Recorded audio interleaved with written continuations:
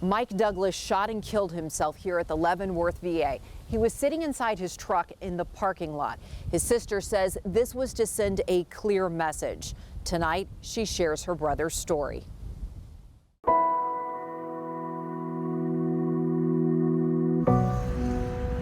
He was in the Navy and he enjoyed that immensely.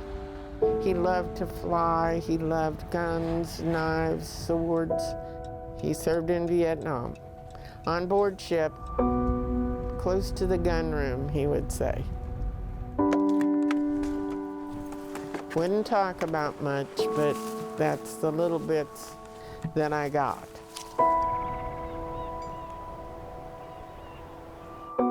This is one of Mike Douglas's last wishes, to be buried anywhere but a VA cemetery. He says, I don't care where you bury me, do not bury me at Leavenworth. I don't want buried there. And that's why he went there and committed suicide at the Leavenworth emergency room outside there, because he was so frustrated over the care.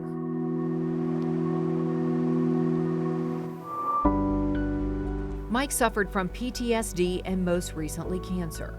Before his death, Mike sent emails to KCTV5 complaining about his treatment. At this point, it seems the Leavenworth VA has set me up for a painful death.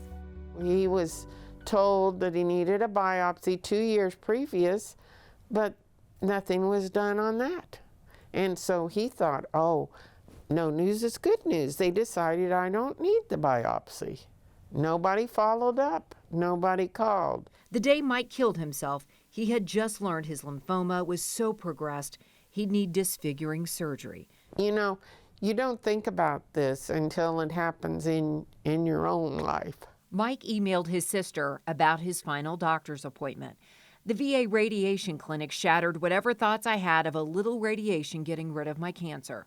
He talked about a permanent feeding tube, pulling my teeth, taking out part of my jaw, replacing it with part of my arm, also chemo for weeks. I can say none of that is going to happen. Thanks, Leavenworth VA, for a mess. Do you blame the VA for your brother's suicide? Yes, really I do.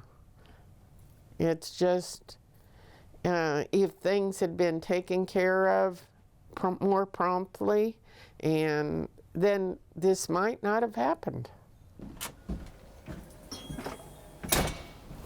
I'm tired, I'm wore out, I don't feel good, and death ain't all that bad. I've seen enough people die, it's not all that bad.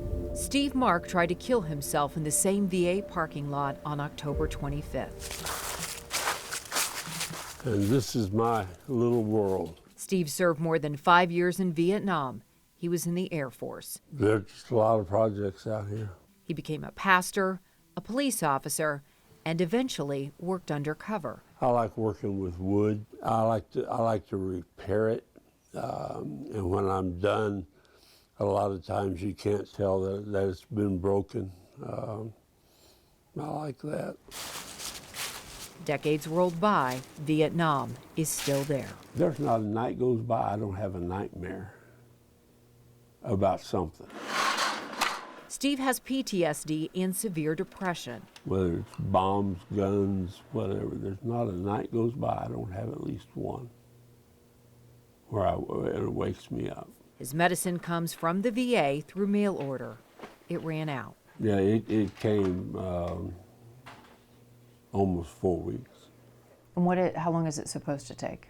7 days. 7 days, and it took 4 weeks. 7 to 10 days. So Steve just stopped taking medication, period. It just a lot of stuff built up. And things spiraled from there. So my legs were hurting.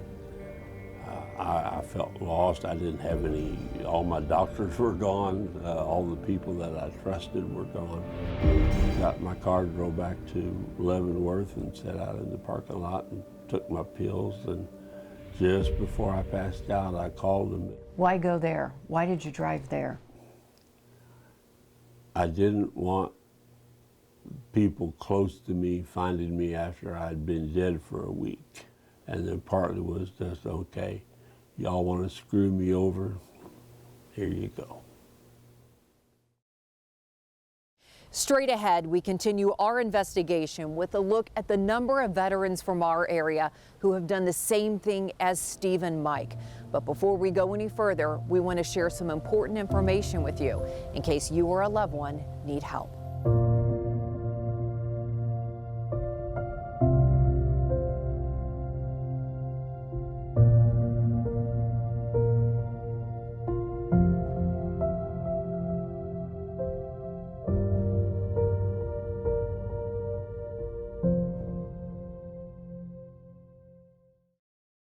Tonight we are investigating parking lot deaths. You may not have ever heard of that term, but if you are a veteran, you probably know what we mean.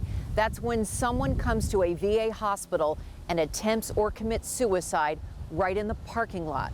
Families and veterans say this is to send a message.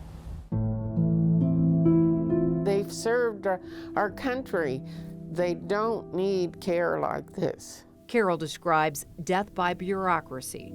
Her brother with PTSD couldn't navigate the VA. She says it was confusing and there was no follow-through. It's very difficult, especially for someone that has PTSD, because you have to call and call and call and call before you get things accomplished.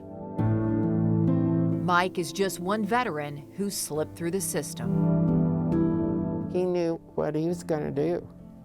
And do you feel like the VA should have known that? Yes. Mike's not the only one.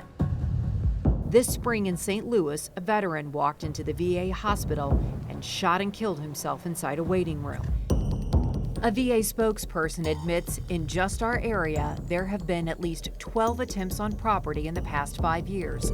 6 attempts at Kansas City, Missouri's campus, and another 6 on the eastern campuses, which include Leavenworth and Topeka. Those are my buddies. Our search for information led to deeper concerns when we sat down with Steve Mark. Without the VA, I'd have nowhere to go. Steve had attempted suicide in a VA parking lot 3 weeks prior to this interview. At that time, the VA still hadn't assigned him a new psychiatrist. I don't know what I'm going to do. I really don't. It gets worse. When we contacted the VA on Steve's behalf, they had trouble even finding his name in the system. And Steve was a recent patient. Man, just care and let the veterans know they care. The VA eventually assigned Steve a physician's assistant, not a psychiatrist. It's not what he was hoping for, but neither is the VA. I'm not going to give up.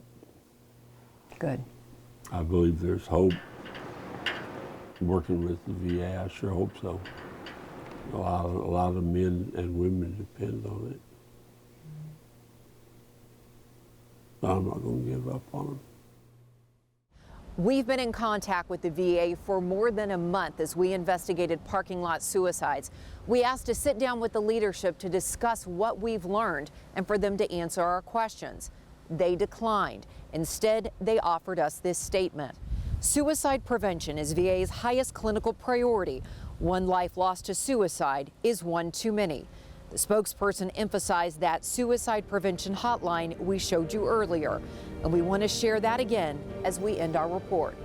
Angie Racono, KCTV 5 News.